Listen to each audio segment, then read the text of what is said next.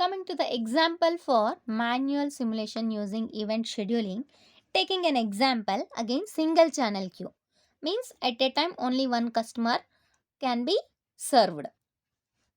And here again taking an example grocery store with one checkout counter and the inter arrival times were given like this.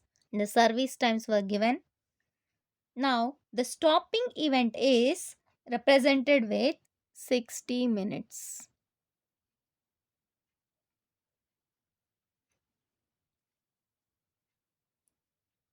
Now we'll see the simulation table.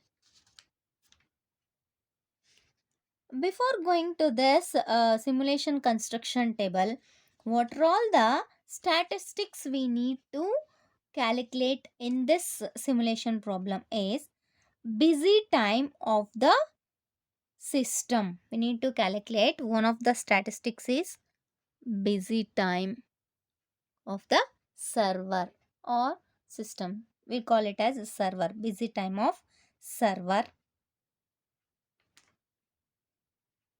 And the next one is maximum queue length, MQ. These are all the two statistics we need to find out. Now we'll start the simulation table. That is at clock time first. We'll start with clock time 0. At clock time 0, we need to observe the system states.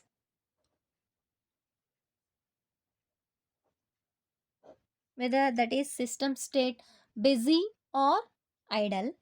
That is here single server, single channel queue. This is example of single channel queue.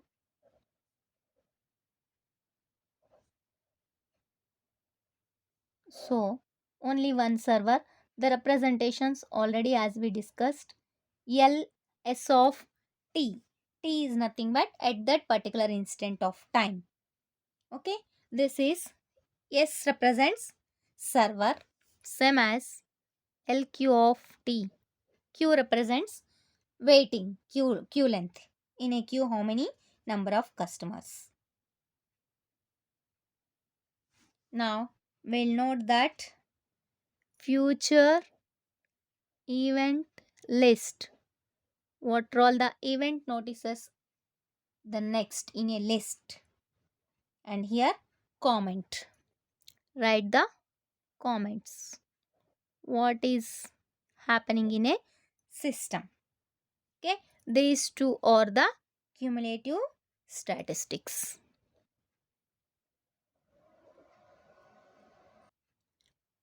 From these two statistics, we can find server utilization. The formula for this server utilization is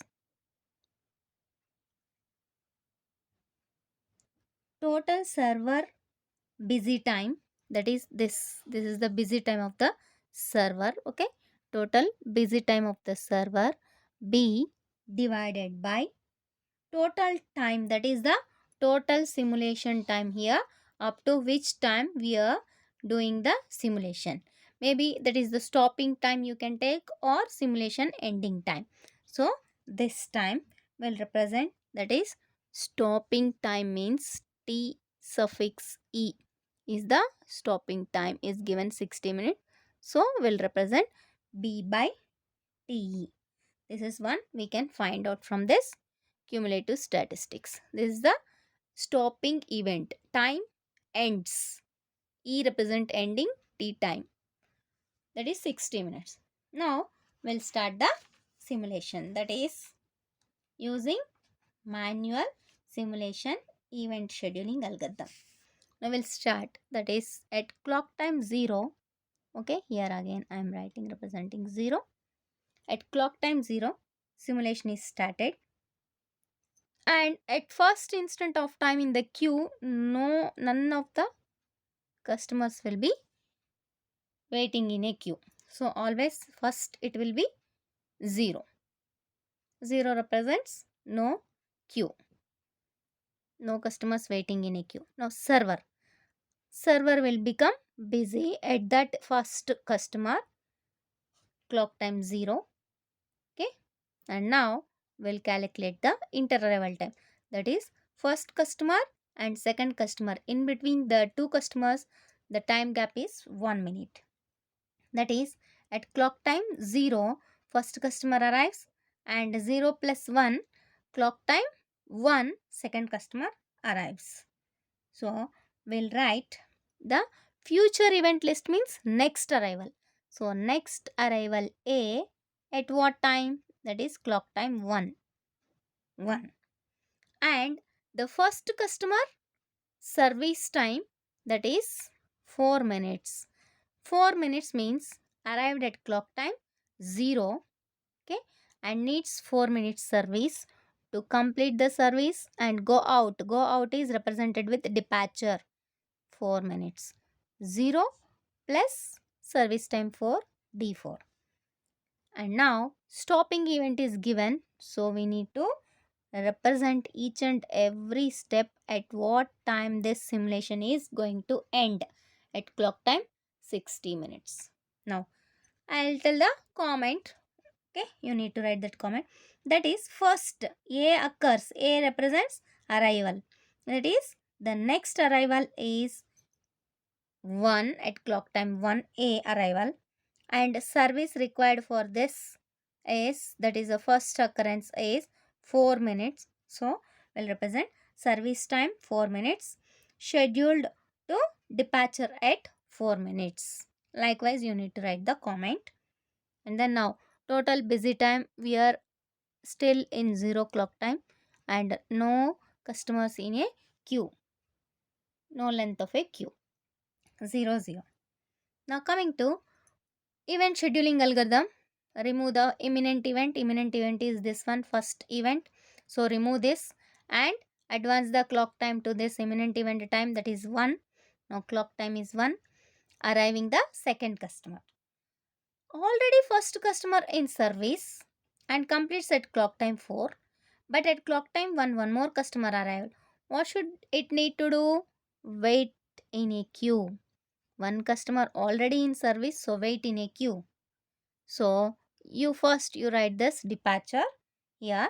Before writing departure, we'll check the whether the next customer at what time is arriving.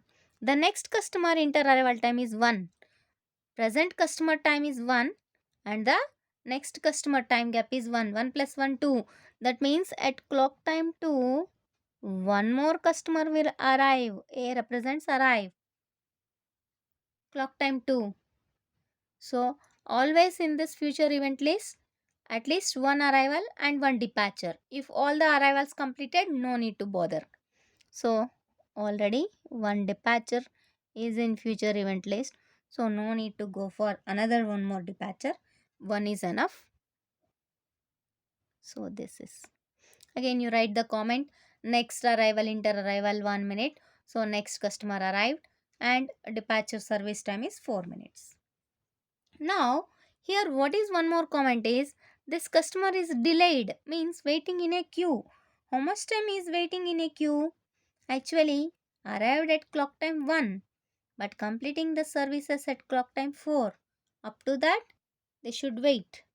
But actually from 0 to 1. Okay, from 0 to 1, that is total busy time of server. Yes, 0 to 1 minute it is busy. The time we are cumulatively adding. This is the cumulative statistics. Cumulatively adding. Add 1. And what is the queue length here? Only one customer is waiting. So write the queue length 1. Now again remove the imminent event, that is 2. Advance the clock time to imminent event time and execute this. What we are doing at clock time 2, one more customer is arriving. Arriving means the first customer actually departures at clock time 4, but the now time is 2. Already one customer in queue. So again add one more customer in queue. Now two customers in queue, one customer on service, and check the next customer inter arrival time 6 minutes. Now the present time 2 plus 6, that is 8. According to the time sequence ordering, that is first you need to write departure 4, this is the less time, order. Next arrival is 2 plus 6, that is 8. So now from 0 to 2 minutes server is busy. So write as it is 2 minutes busy. Now how many number of customers waiting in a queue? The queue length is 2. Please remember that once the queue length becomes more, it won't reduce. Maybe the customers will be coming out. The length of the queue, this is only just the length. If the length is increased, that means that many number of customers can wait in a queue. So this won't reduce again. It will be uh, keeping the same value. Now coming to the next imminent event is 4. Remove that, execute. Okay, now time advance is 4. What it is? Departuring means going out. That means if one customer is going out, one of the customer who is coming into the queue first will get the service. That is, one customer is getting the service, one customer is in again queue. Now actually this customer entered at clock time 1 but got the services at 4. So from this time this particular customer is getting the service. So count this current time 4 plus service time 2. That is departure is 6 according to the time sequence. 6 is the least less value and 8 is next. So arrival. Now as we see from 0 to 4 minutes the server is busy and the queue length is already became 2, so it will be remaining same. The remove the imminent event. Remove the imminent event is 6 clock time. So time advances to 6 and what is happening is one more departure. That means here the service completes and here the customer waiting in a queue will get the services. So now queue becomes empty. None of the customers waiting in a queue. Now we'll see one more departure is completed. Now this arrived customer at clock time 6 actually came by 2 but waiting in a queue 4 minutes. So 6 plus next service time is 5. 6 plus 5, 11. That is departure is 11. We'll check before that any yes. The next customer arrives is inter arrival 3 minutes. The now time is 6 plus 3, 9. So first you write better according to time sequence. Next arrival is 9 minutes arrival and departure is 11 minutes. Okay. Up to 0 to 6 total busy time of server is busy. Total server is busy and the queue length is 2. Now clock advances to next to time, that is 9 minutes. Sorry, already here one arrival is 8 minutes actually arrival. So keep as it is arrival and just calculate only departure. That means this is not yet completed. Keep as it is. Okay, 8 and 11. Next imminent event is 8. So advance the clock to 8 and execute that. That means one more customer arrived. So keep in a queue. Now next customer arrival. Now the time is 8 and the inter arrival time is 3. 8 plus 3, 11. That means next arrival 11 and present customer departure is also 11. That means at a time one customer completes the service and one customer enter into the service. Up to now 8 minutes busy and 2 maximum queue length. Next advance the clock to 11. At clock time 11, one arrival, one departure. So again we need to calculate one arrival and one departure. That is here we'll calculate the one arrival. Arrival is now time is 11. 11 plus Next inter arrival time is 7. 11 plus 7 is 18.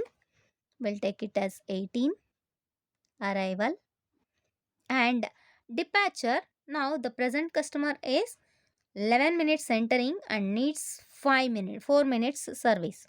Totally 11 plus 4, 15. So departuring, completing at clock time 15.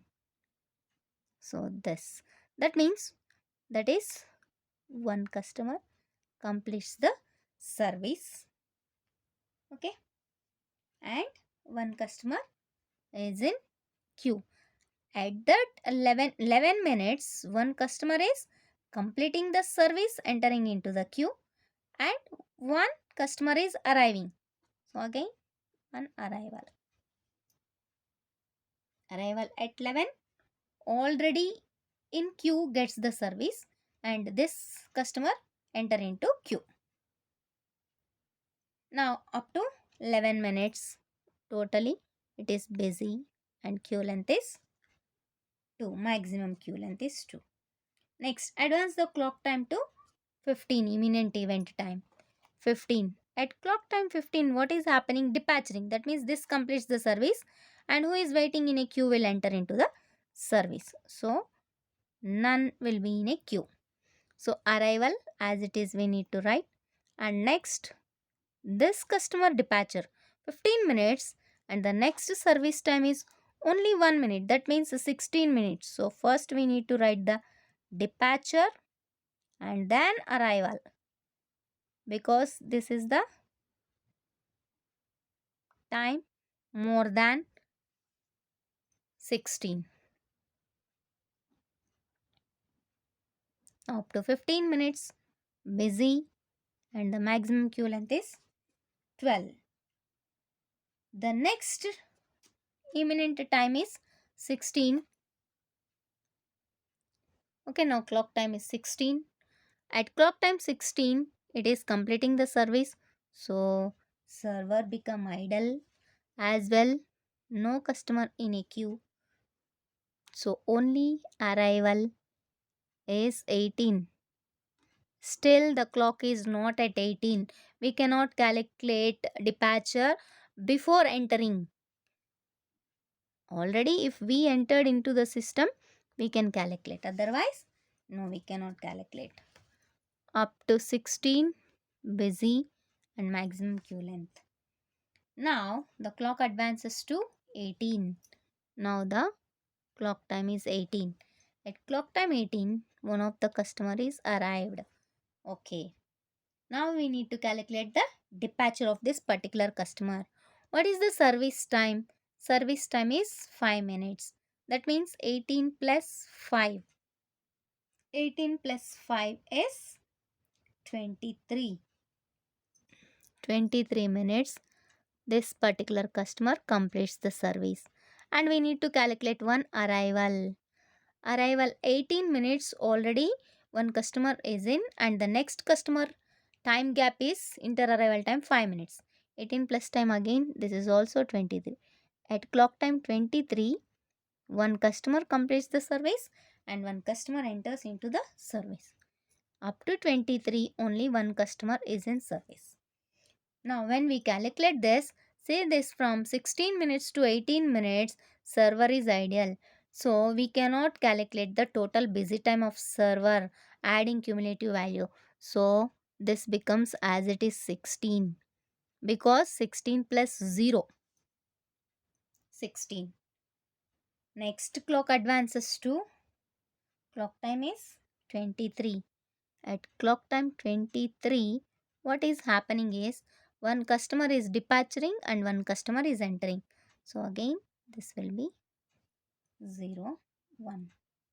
So next again we should calculate one arrival, one departure. One arrival, arrival 23, next inter arrival time is already 5 is completed, sorry, 2. 23 plus 2, 25. Next arrival is 25, and departure of this particular customer is 23 plus service time 4. Okay, service time 4 means 23, 27. This becomes 27.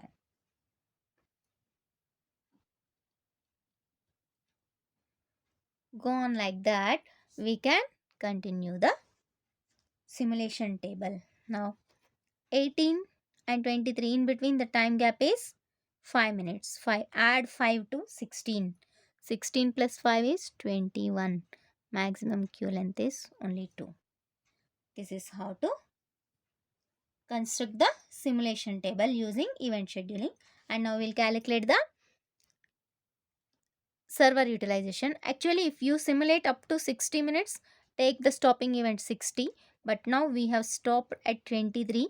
So server utilization becomes B, the maximum time the server busy, that is 21. Busy time of the server is 21 divided by what is the simulation time? The simulation time is 23.